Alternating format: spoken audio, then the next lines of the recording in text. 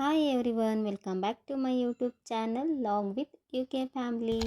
So ನಾನು ತುಂಬ ದಿನದಿಂದ ಲಾಗ್ನ ಮಾಡಬೇಕು ಅಂತ ಅಂದ್ಕೊತಿದ್ದೀನಿ. ಆದರೆ ವಿಡಿಯೋನ ಶೂಟ್ ಮಾಡಿ ಇಟ್ಕೊಂಡಿದ್ದೀನಿ. ಆದರೆ ವಾಯ್ಸ್ ಓವರ್ ಕೊಡೋಕ್ಕಾಗ್ತಾನೇ ಇಲ್ಲ. ತುಂಬಾ ಹೆಲ್ತ್ ಇಶ್ಯೂಸ್ ಆಗಿರೋದ್ರಿಂದ ಸ್ವಲ್ಪ ಟೈಮ್ ತಗೊಂಡು ವಿಡಿಯೋಸ್ನ ಎಡಿಟ್ ಮಾಡ್ತಾಯಿದ್ದೀನಿ. ಇದು ನಾನು ಲಾಗ್ ಶೂಟ್ ಮಾಡಿ ತುಂಬಾ ದಿನ ಆಯಿತು. ಆದರೆ ಇವತ್ತು ನಿಮಗೆ ಅಪ್ಲೋಡ್ ಮಾಡ್ತಾಯಿದ್ದೀನಿ. ದಯವಿಟ್ಟು ಕ್ಷಮೆ ಇರಲಿ. ಒಂದು ಮಾತು ಹೇಳೋಕ್ಕೆ ಇಷ್ಟಪಡ್ತೀನಿ. ನಾವು ಯಾರು ನಮ್ಮವರು ತಮ್ಮವರು ಅಂತ ಅಂದ್ಕೊಂಡಿರ್ತೀವಿ, ನಿಜವಾಗ್ಲೂ ಅವ್ರು ನಮ್ಮವ್ರು ಆಗೇ ಇರಲ್ಲ. ಯಾಕೆಂದರೆ ಹುಷಾರಿಲ್ಲ ಅಂದಾಗ ಮಾತ್ರ ಗೊತ್ತಾಗುತ್ತೆ ಅವರ ನಿಜವಾದ ಬಣ್ಣ. ನನಗೂ ಹೀಗೆ ಆಯಿತು. ಸೊ ನಮ್ಮ ರಿಲೇಟಿವ್ಸ್ ಅಂತಲೇ ಹೇಳ್ತೀನಿ. ಡೈರೆಕ್ಟಾಗಿ ಅವ್ರ ಹೆಸರು ಹೇಳೋಕ್ಕೆ ನನಗೆ ಇಷ್ಟ ಇಲ್ಲ. ನಿನಗೆ ಯಾವುದೇ ಕಷ್ಟ ಬರಲಿ, ನಾನಿರ್ತೀನಿ ನಿನ್ನ ಜೊತೆಗೆ, ನೀನು ಭಯ ಪಟ್ಕೋಬೇಡ, ನಿನ್ನ ಜೊತೆಗೆ ನಾನಿದ್ದೀನಿ, ಯಾರಿಲ್ಲ ಅಂದರೆ ಏನಾಯಿತು ಅಂತ ತುಂಬಾ ನನಗೆ ಸಪೋರ್ಟ್ ಮಾಡ್ತಾ ಮಾತಾಡ್ತಿದ್ರು. ಸೊ ನನಗೆ ಮೊನ್ನೆಯಿಂದ ಹುಷಾರಿರಲಿಲ್ಲ. ಒನ್ ಟೈಮ್ ಬನ್ನಿ ಆಂಟಿ ನನಗೆ ಹುಷಾರಿಲ್ಲ ಅಂತಂದಾಗ, ಇಲ್ಲಪ್ಪ ನನಗೆ ನೋಡಪ್ಪ, ನನಗೆ ಮನೇಲಿ ಕೆಲಸ ತುಂಬ ಇದೆ, ಸೊ ನನ್ನ ಮಗನಿಗೂ ಹುಷಾರಿಲ್ಲ ಅಂತಂದರು. ನಾವು ಯಾವಾಗಲೂ ಇನ್ನೊಬ್ಬರಿಗೆ ನಾವು ಆಪ್ಷನ್ ಆಗಿರ್ತೀವಿ ಹೊರತು ನಾವೇ ಅವರಿಗೆ ಕ್ಲಿಯಾರಿಟಿ ಇರೋದಿಲ್ಲ. ಸೊ ಹಾಗಾಗಿ ನಾವು ಯಾರನ್ನು ಅಷ್ಟು ಈಸಿಯಾಗಿ ಹಚ್ಕೋಬಾರ್ದು.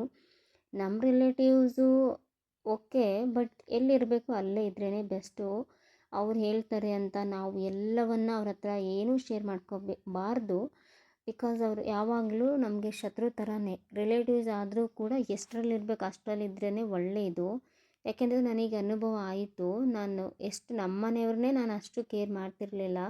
ಅವ್ರಿಗೆ ತುಂಬಾ ಹೆಲ್ಪ್ ಮಾಡಿದ್ದೀನಿ. ತುಂಬಾ ಅವರ ಸಮಯದಲ್ಲಿ, ಅವ್ರ ಕೆಟ್ಟ ಸಮಯದಲ್ಲಿ ನಾನು ಅವ್ರ ಜೊತೆ ಇದ್ದೆ. ಬಟ್ ನನ್ನ ಕೆಟ್ಟ ಸಮಯದಲ್ಲಿ ಅವ್ರು ನನ್ನ ಜೊತೆ ಇರಲೇ ಇಲ್ಲ. ಬಿಕಾಸ್ ಅವ್ರಿಗೆ ನಾನು ಅಷ್ಟು ಪ್ರಾಮುಖ್ಯತೆ ಇಲ್ಲವೇ ಇಲ್ಲ. ನಾನು ಒಂದು ಆಪ್ಷನ್ ಆಗಿದ್ದೆ ಅವ್ರಿಗೆ. ಸೊ ಈಗ ನನ್ನ ಹತ್ರ ಏನೂ ಇಲ್ಲ ಅಂತಂದಾಗ ಗೊತ್ತಾದಾಗ ಅವರ ರಿಯಾಕ್ಷನ್ನೇ ಬೇರೆ ಆಗಿತ್ತು. ನನಗೆ ತುಂಬ ಬೇಜಾರಾಯಿತು. ಆದರೂ ಪರವಾಗಿಲ್ಲ, ಲೈಫಲ್ಲಿ ತುಂಬ ಹಿಡ್ದಿದ್ದೀನಿ.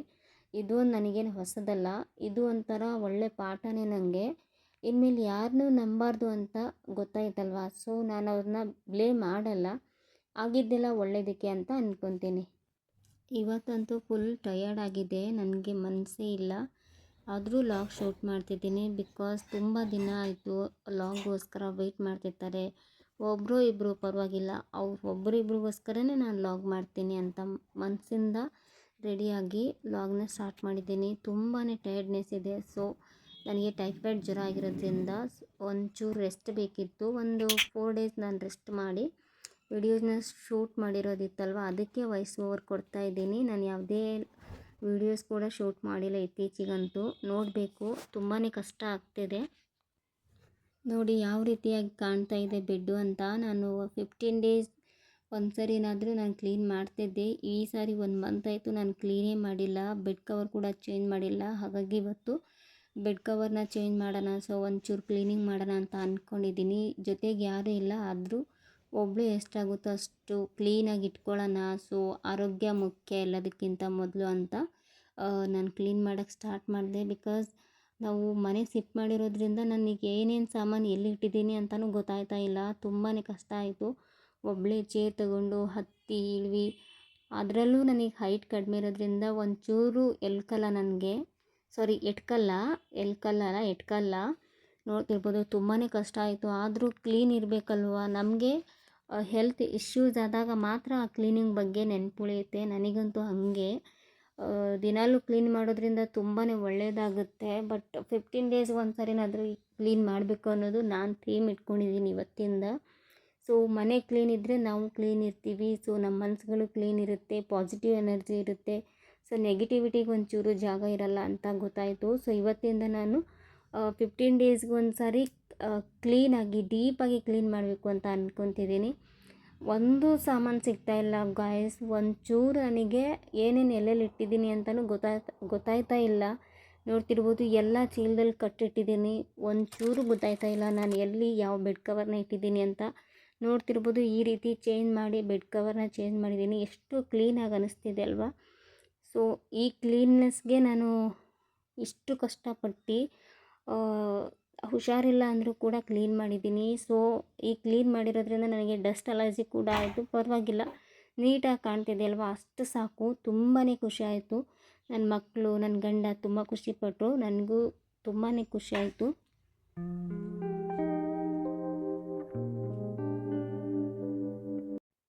ಹಾಗೆ ಮನೆಗೆ ಬೇಕಾಗಿರುವಂಥ ತರಕಾರಿಗಳನ್ನು ತಂದಿದ್ದರು. ನನಗೆ ಬೆಳಿಗ್ಗೆ ಹುಷಾರಿಲ್ಲ, ಮನೆ ಕ್ಲೀನ್ ಮಾಡಿ ಅಂತ ಮಲ್ಕೊಂಡಿದ್ದೆ.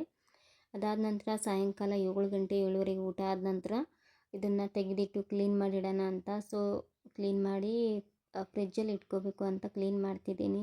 ಕ್ಲೀನ್ ಮಾಡಿರೋದು ನಿಮಗೆ ವಿಡಿಯೋ ಶೂಟ್ ಆಗಿಲ್ಲ ಮತ್ತು ಹಾಗೆ ಇಟ್ಟಿದ್ದೀರಾ, ಕ್ಲೀನ್ ಇಲ್ಲ ಅಂತ ಅನ್ನೋಕ್ಕೆ ಕಮೆಂಟ್ ಮಾಡೋಕ್ಕೆ ಹೋಗಬೇಡಿ ಆಯಿತಾ.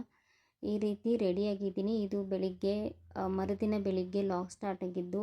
ಎಂಡ್ ಮಾಡಬೇಕಿತ್ತಲ್ವ, ಲಾಗ್ನ ಸ್ಟಾರ್ಟ್ ಮಾಡಿ ಹಾಗೆ ಬಿಟ್ಟಿದ್ದೀನಿ.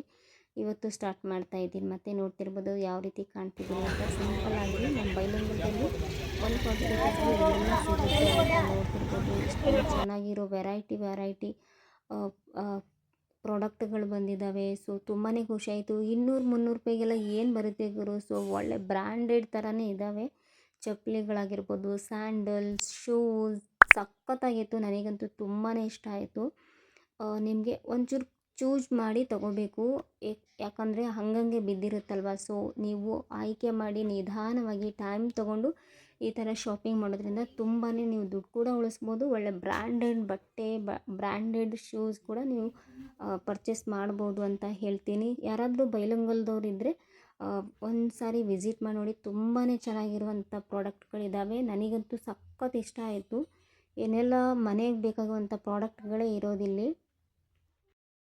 ಶಾಪಿಂಗ್ ಮುಗಿಸ್ಕೊಂಡು ಮನೆಗೆ ಬಂದು ಇವತ್ತಿನ ಒಂದು ಉಳಿತಾಯವನ್ನು ನಾನು ನನ್ನ ಒಂದು ಉಳಿತಾಯದ ಖಾತೆಯಲ್ಲಿ ಹಾಕ್ತಿದ್ದೀನಿ. ನೋಡ್ತಿರ್ಬೋದು. ನಾನು ಡೈಲಿ ಹೀಗೆ ಮಾಡ್ತೀನಿ. ಒಂದು 10 ರೂಪಾಯಿನಾದರೂ ಆ ಗಲ್ಲದಲ್ಲಿ ಹಾಕ್ಲಿಕ್ಕೆ ಇಷ್ಟಪಡ್ತೀನಿ. ಇದು ಆನೆ ಮುಖದ ಗಲ್ಲ. ನನಗೆ ಆನೆ ಅಂದರೆ ತುಂಬಾ ಇಷ್ಟ. ಹಾಗಾಗಿ ನಾನು ಡೈಲಿ ಉಳಿತಾಯ 1 ರೂಪಾಯಿನಾದರೂ ಅವತ್ತು ಹಾಕಲೇಬೇಕು. ಇಲ್ಲಾಂದರೆ ನನಗೆ ಮನಸ್ಸಿಗೆ ಸಮಾಧಾನನೇ ಇರಲ್ಲ.